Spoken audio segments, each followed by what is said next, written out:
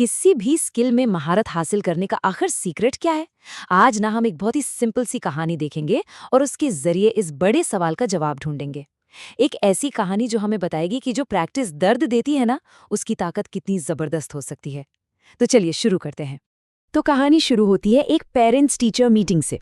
सोचिए, गट्टू की टीचर उसकी माँ से क्या कहती है, उन्हें समझ ही नहीं आता कि तुम एग्जाम शीट्स में क्या लिखते हो। मतलब झटका देने वाली बात है ना। और ये एक ऐसी प्रॉब्लम है जो बहुत से लोगों के साथ होती है। दिमाग में सब कुछ क्लियर होता है, पर उसे कागज पर उतारना मुश्किल हो जाता है। तो चलिए मिलते हैं कहानी के हीरो गट्टू से। गट्टू एक ऐसा स्टूडेंट है जो पढ़ता तो खूब है, पर उसकी खराब हैंडराइटिंग वो उसकी सारी मेहनत पर पानी फेर रही है। और ये कोई छोटी मोटी बात नहीं है, इसका सीधा असर उसके स्कूल के रिजल्ट्स पर पड़ रहा था। तो असल प्रॉब्लम क्या थी? यही कि गट्टू को जवाब तो सारे आते थे, लेकिन उसकी लिखावट इतनी खराब थी कि कोई पढ़ ही नहीं पाता था। अब आप ही सोचिए, टीचर अच्छे मार्क्स दे तो कैसे दे? मतलब नॉलेज और परफॉर्मेंस के बीच एक बहुत बड़ा गैप था, और इस गैप को भरना बहुत जरूरी हो गया था। तो इसका सोल्यूशन क्या निकाला गया? Simple, handwriting classes. पर कहानी में एक ट्विस्ट है। क्लास में सिर्फ गट्टू को नहीं भेजा गया, बल्कि उसकी बहन चिंकी को भी भेजा गया। अब आप सोचेंगे, क्यों? चिंकी की हैंडराइटिंग तो खराब नहीं थी। उसकी प्रॉब्लम थी लिखने की धीमी स्पीड। तो देखिए, एक ही क्लास लेकिन दो अलग अलग प्रॉब्लम्स का सल्यूशन। और इसी के साथ गट्टू और चिंकी के इम्प्रूवमेंट का सफर शुरू होता है। और ये सिर्फ क्लास में जाकर बैठना नहीं था, बल्कि एक प्रॉपर सोचे समझे प्लान की शुरुआत थी। टीचर का मेथड एकदम क्लियर था। स्टेप 1, कर्सिव लेटर्स की बेसिक्स सीखो, मतलब नींव मजबूत करो। स्टेप 2, जो सीखा है उसकी प्रैक्टिस क्लास में ही करो ताकि फीडबैक तुरंत मिल जाए। और स्टेप 3, जो सबसे जरूरी था, रोज का होमवर्क, ताकि प्रैक्टिस क्लास के बाद भी चलती रहे, रुके नहीं। और अब आता है कहानी का सबसे जरूरी हिस्सा, वो हिस्सा जिसके बारे में कोई बात नहीं करना चाहता, प्रैक्टिस का स्ट्रगल।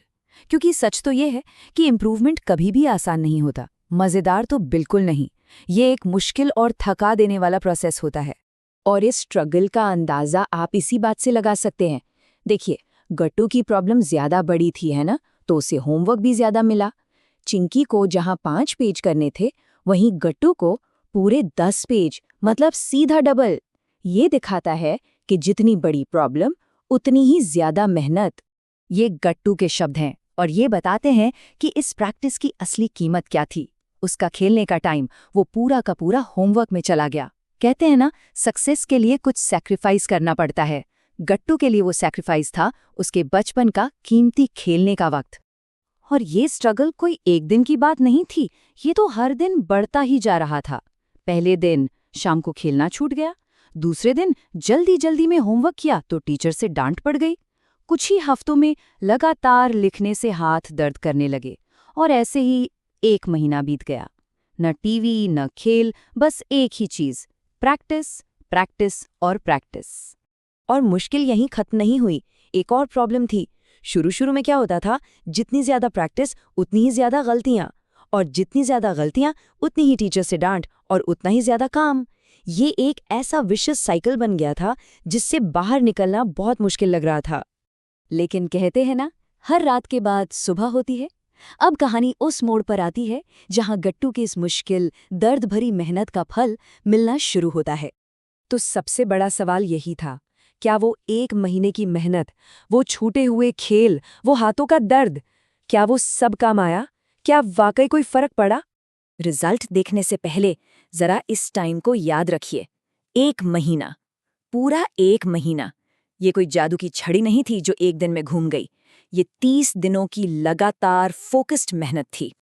और फिर वो दिन आया, टीचर ने गट्टू की कॉपी देखी और उनके मुंह से सिर्फ 2 शब्द निकले, बहुत इम्प्रूवमेंट।